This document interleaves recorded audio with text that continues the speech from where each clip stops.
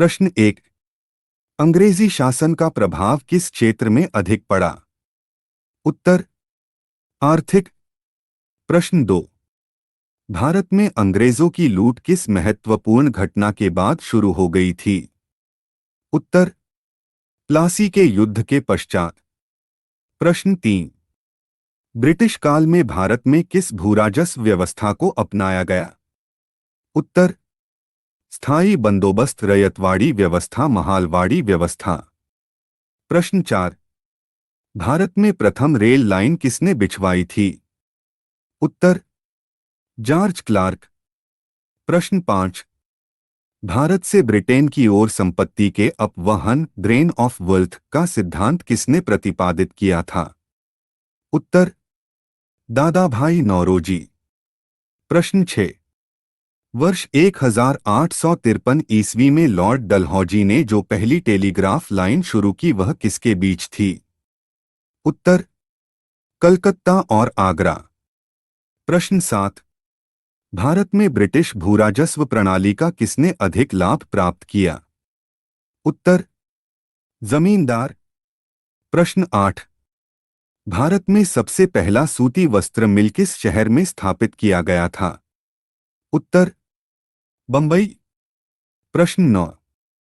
अंग्रेजों द्वारा बनाई गई भूराजस्व व्यवस्था की प्रणालियों में से कौन सी कृषकों के हितों को अधिक सुरक्षा प्रदान करती थी?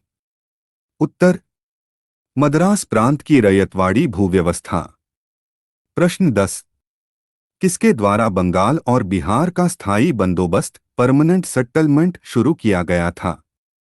उत्तर लॉर्ड कॉर्नवालिस। प्रश्न 11। ब्रिटिश सरकार ने भारत में स्थायी बंदोबस्त कब लागू किया? उत्तर 1793 ईस्वी में। प्रश्न 12। रयतवाड़ी व्यवस्था कब लागू की गई थी? उत्तर 1820 ईस्वी में। प्रश्न 13। पहली बार औपचारिक रूप से महालवाड़ी प्रथा कब लागू की गई थी? उत्तर 1822 ईस्वी में। प्रश्न 14। स्थायी बंदोबस्त जिन क्षेत्रों में लागू किए गए उनमें शामिल है? उत्तर बंगाल, बिहार, उड़ीसा, मद्रास के उत्तरी जिले, बनारस। प्रश्न 15।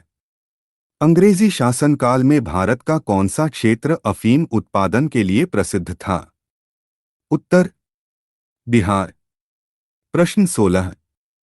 18वीं सदी में बंगाल में वस्त्र उद्योग के पतन के लिए उत्तरदायी कारण था? उत्तर ब्रिटेन को निर्यात करने वाले माल पर उच्च तटकर। प्रश्न 17। नील कृषकों की दुर्दशा पर लिखी गई पुस्तक नील दर्पण के लेखक कौन थे? उत्तर दीनबंधु मित्र। प्रश्न 18। अंग्रेजों द्वारा सर्वप्रथम कहवा बागान लगाए गए थे? उत्तर वायनाड जनपद में। प्रश्न 19। अंग्रेजी शासन के दौरान भारत के आर्थिक दोहन के विचार का प्रतिपादन किसने किया था? उत्तर दादाभाई नौरोजी। प्रश्न 20। भारत में अंग्रेजों के समय में प्रथम जनगणना किसके कार्यकाल में हुई? उत्तर लॉर्ड मेयो। प्रश्न 21। सर थॉमस मुनरो किस भूराजस्व बंदोबस्त से संबंधित हैं? उत्तर रयतवाड़ी बंदोबस्त। प्रश्न 22। भारत में प्रथम रेल लाइन का निर्माण 1853 ईस्वी में किन नगरों के बीच हुआ? उत्तर बंबई और ठाणे। प्रश्न 23। स्वतंत्रता पूर्व अवधि में ब्रिटिश सरकार द्वारा भारत में आधुनिक शिक्षा के प्रसार का मुख्य उद्देश्य था? उत्तर छोटे प्रशासनिक पदों पर नियुक्ति हेतु शिक्षित भारतीयों की आवश्यकता। प्रश्न 24। स्थायी बंदोबस्त के तहत जमींदार को पूरे लगान भूराजस्व का कितना प्रतिशत राज्य को देना तय किया गया था? उत्तर 89%। प्रश्न 25। उत्तरी भारत में भूमिकर व्यवस्था का प्रवर्तक, the father of land settlement in northern India किसे कहा जाता है? उत्तर मार्टिन बर्ड।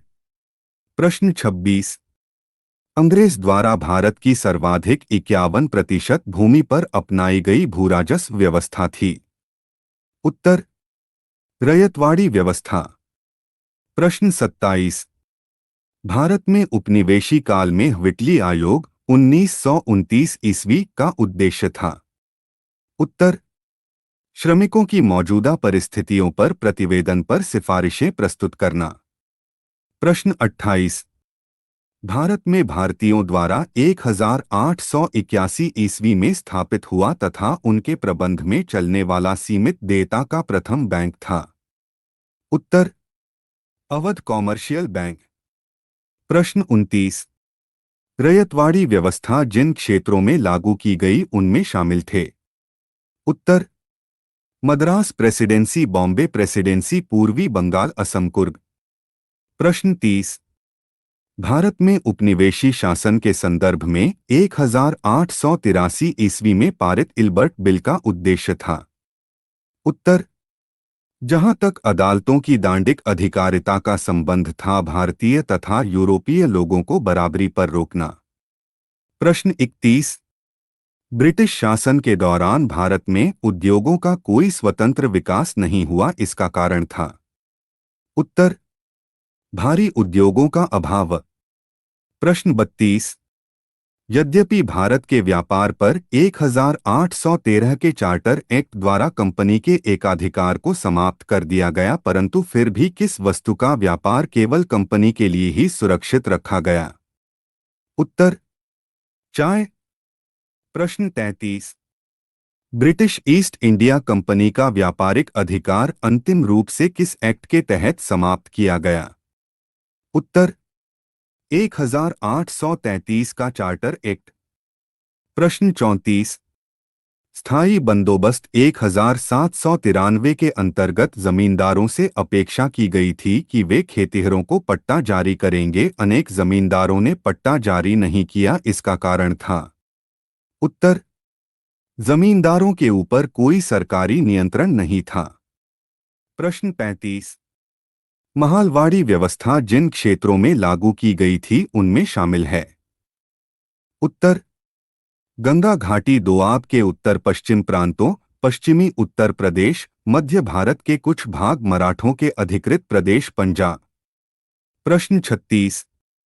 आधुनिक शिक्षा के संदर्भ में शिक्षा का माध्यम को लेकर उठे प्राच्यांगल विवाद का अंत मैकाले के प्रपत्र 1835 से हुई। इसके अनुसार किस भाषा को भारत में शिक्षा का माध्यम स्वीकार किया गया। उत्तर अंग्रेजी। प्रश्न 37। भारतीय शिक्षा का मैग्ना कार्टा, महाधिकार पत्र कहा जाता है। उत्तर वुड के घोषणा पत्र, वुड्स डिस्पैच, 1854 को। प्रश्न 38। किसने 1911 में प्राथमिक शिक्षा को निःशुल्क एवं अनिवार्य बनाने वाला विधेयक इंपीरियल लेजिस्लेटिव काउंसिल में प्रस्तुत किया, जिसे प्राथमिक शिक्षा का मैग्ना कार्टा कहा गया। उत्तर गोपाल कृष्ण गोखले। प्रश्न 39। किस सिद्धांत का यह अर्थ था कि शिक्षा समाज के उच्च वर्ग को दी जाए और इस वर्ग से छन छन कर शिक्षा का प्रभाव जनसाधारण तक पहुंचे। उत्तर अधोमुखी निस्यंदन सिद्धांत, डाउनवर्ड फिल्ट्रेशन थ्योरी। प्रश्न 40। भारत में आधुनिक शिक्षा का जन्मदाता किसे कहा जाता है। उत्तर चार्ल्स ग्रांट। प्रश्न 41। हिंदू कॉलेज कलकत्ता 1817 ईस्वी, जो कि पाश्चात्य पद्धति पर उच्च शिक्षा देने का प्रथम कॉलेज था, जिसका धार्मिक शिक्षा से कोई संबंध नहीं था, की स्थापना किसने की। उत्तर डेविड हेयर। प्रश्न 42। डेविड हेयर और अलेक्जेंडर डफ के साथ मिलकर किसने कोलकाता में हिंदू कॉलेज की स्थापना की। उत्तर राजा राममोहन राय। प्रश्न 43। भारतीय दस्तकारी उद्योग के पतन के कारण थे। उत्तर अंग्रेजों द्वारा भारतीय बुनकरों के तैयार माल को कम से कम मूल्य पर लेना, अंग्रेजों द्वारा कच्चे माल पर नियंत्रण, इंग्लैंड में आयात की जाने वाली भारतीय वस्तुओं पर भारी आयात कर। प्रश्न 44।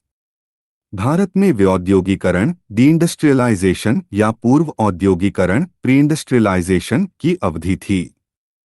उत्तर 1800 से 1850 ईस्वी। प्रश्न 45। भारत में आधुनिक उद्योगों की स्थापना कब आरंभ हुई? उत्तर 1850 ईस्वी में। प्रश्न 46। भारतीय बुनकरों की दयनीय हालत पर किस गवर्नर जनरल ने टिप्पणी की, इनका दुख दर्द समूचे इतिहास में अतुलनीय है, कपड़ा बुनकरों की हड्डियों से भारत की धरती सफेद हो गई है? उत्तर लॉर्ड विलियम बेंटिक। प्रश्न 47। बैप्टिस्ट मिशनरियों की त्रिमूर्ति जोशुआ मार्शमैन, विलियम केरी एवं विलियम वार्ड ने श्रीरामपुर को अपना कार्यक्षेत्र चुना, जिस कारण उन्हें श्रीरामपुरत्रयी के नाम से भी जाना गया। यह श्रीरामपुर स्थित है। उत्तर बंगाल में। प्रश्न 48। किसने भारत में रेलवे की स्थापना को आधुनिक उद्योग का अग्रदूत की संज्ञा दी? उत्तर कार्ल मार्क्स। प्रश्न 49। पहली आधुनिक पटसन मिल स्थापित हुई? उत्तर रिश्रा, बंगाल। प्रश्न 50। पहले आधुनिक लोहा इस्पात उद्योग की स्थापना कहाँ हुई? उत्तर बिहार में।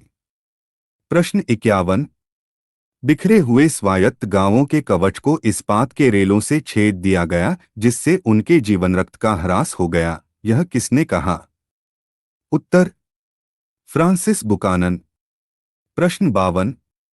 भारतीय राजाओं द्वारा कर लेना सूर्य द्वारा भूमि से पानी लेने के समान था, जो कि पुनः वर्षा के रूप में भूमि पर उर्वरता देने के लिए वापस आता था, पर अंग्रेजों द्वारा लिया गया कर भारत में वर्षा न करके इंग्लैंड में ही वर्षा करता था, यह कथन किसका है? उत्तर रमेश चंद्र दत्त। प्रश्न 53। हमारी पद्धति बहुत कुछ स्पंज की तरह काम करती है, यह गंगा के तटों से सभी अच्छी चीजों को सोख लेती है और टेम्स के तटों पर उन्हें निचोड़कर गिरा देती है, यह उक्ति किसकी है? उत्तर जॉन सुलिवान। प्रश्न 54। ब्रिटिश भूराजस्व व्यवस्था के संदर्भ में है? उत्तर स्थायी बंदोबस्त के तहत सरकार ने जमींदारों से हमेशा के लिए लगान निश्चित किया, इसी कारण इसे स्थायी बंदोबस्त कहा गया। रैयतवाड़ी व्यवस्था के तहत सरकार ने रैयतों से लगान निश्चित किया, इसी कारण इसे रैयतवाड़ी व्यवस्था कहा गया। महालवाड़ी व्यवस्था के तहत प्रत्येक खेत के आधार पर भूराजस्व निर्धारित नहीं किया गया, बल्कि प्रत्येक महाल जागीर का एक भाग के अनुसार निश्चित किया गया, इसलिए यह व्यवस्था महालवाड़ी व्यवस्था कहलाई। प्रश्न 55। ब्रिटिश काल में कौन कौन से उद्योग धंधे विकसित हुए?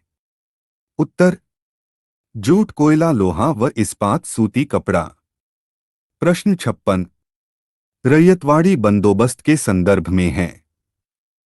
उत्तर किसानों द्वारा लगान सीधे सरकार को दिया जाता था, सरकार रैयत को पट्टे देती थी, कर लगाने के पूर्व भूमि का सर्वेक्षण और मूल्य निर्धारण किया जाता था।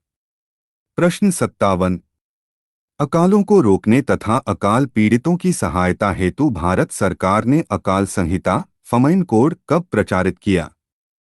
उत्तर 1883 ईस्वी में। प्रश्न 58। भारत में विकेंद्रीकरण का शुभारंभ किसके समय में हुआ? उत्तर लॉर्ड मेयो। प्रश्न 59। रेल विभाग के लिए पृथक रूप से रेलवे बजट कब आरंभ हुआ?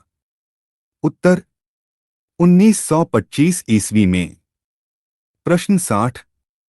ब्रिटिश नागरिकों को सर्वप्रथम किस वर्ष भारत में भूमि खरीदने एवं बसने की अनुमति मिली? उत्तर 1833 ईस्वी में। प्रश्न 61। The economic history of India के लेखक कौन है? उत्तर रमेश चंद्र दत्त। प्रश्न 62। भारत में इस्पात का उत्पादन सर्वप्रथम कब प्रारंभ हुआ? उत्तर 1913 ईस्वी में। प्रश्न 63। अंग्रेज घुसपैठियों ने भारत के करघे को तोड़ डाला और चरखे को नष्ट कर दिया, यह कथन किसका है? उत्तर कार्ल मार्क्स। प्रश्न 64। दादा भाई नौरोजी ने अंग्रेजों द्वारा किए गए किस कार्य को अनिष्टों का अनिष्ट की संज्ञा दी है? उत्तर धन के निकास। प्रश्न 65। भारत और इंग्लैंड के आर्थिक हित प्रत्येक क्षेत्र में टकराते हैं, यह कथन किसका है? उत्तर जवाहरलाल नेहरू। प्रश्न 66। Poverty and un-British rule in India के लेखक है? उत्तर दादा भाई नौरोजी। प्रश्न 67। भारतीय अर्थविदों में शामिल है? उत्तर दादा भाई नौरोजी, रमेश चंद्र दत्त, महादेव गोविंद रानाडे, D.N. गाडगिल, गोपाल कृष्ण गोखले, KT शाह। प्रश्न 68। सर थॉमस हॉलैंड के सभापतित्व में भारतीय औद्योगिक आयोग का गठन कब हुआ? उत्तर 1916 ईस्वी में। प्रश्न 69। पहला औद्योगिक सम्मेलन किस वर्ष आयोजित किया गया? उत्तर 1907 ईस्वी में। प्रश्न 70। 1925 में सरकार द्वारा गठित भारतीय आर्थिक जांच समिति के अध्यक्ष कौन थे? उत्तर सर मोक्षगुंडम विश्वेश्वरैया। प्रश्न 71। किसने भारत के अंग्रेजी उपनिवेश नियंत्रण की आलोचना में अनब्रिटिश पदावली का उपयोग किया था? उत्तर दादा भाई नौरोजी। प्रश्न 72। भारत में प्रथम रेलवे लाइन किस ब्रिटिश गवर्नर जनरल के समय बिछाई गई थी? उत्तर लॉर्ड डलहौजी। प्रश्न 73। कौन सा एक भारत में ब्रिटिश उपनिवेशी शासन का परिणाम था? उत्तर भारतीय कृषि का विनाश, भारतीय उद्योगों का विनाश, भारतीय व्यापार का विनाश। प्रश्न 74। दादा भाई नौरोजी द्वारा उनकी कृति poverty and un-British rule in India में प्रस्तुत किए गए अपवहन सिद्धांत ड्रेन थ्योरी शब्द को कौन सा एक समुचित रूप से परिभाषित करता है? उत्तर भारत की राष्ट्रीय संपत्ति या कुल वार्षिक उत्पाद का एक हिस्सा ब्रिटेन को निर्यात किया जा रहा था, जिसके लिए भारत को कोई महत्वपूर्ण प्रतिफल नहीं मिलता था। प्रश्न 75। किस कंपनी ने सर्वप्रथम भारत में रेल सेवा प्रारंभ की? उत्तर ग्रेट इंडियन पेनिनसुलर रेलवे। प्रश्न 76। शिक्षा से संबंधित आयोग समिति थी? उत्तर हर्टोग समिति 1929, लिंडसे आयोग 1929, सप्रू समिति 1934, सार्जेंट योजना 1944। प्रश्न 77। ब्रिटिश ईस्ट इंडिया कंपनी ने चाय के व्यापारिक एकाधिकार को खो दिया? उत्तर 1833 के चार्टर एक्ट द्वारा।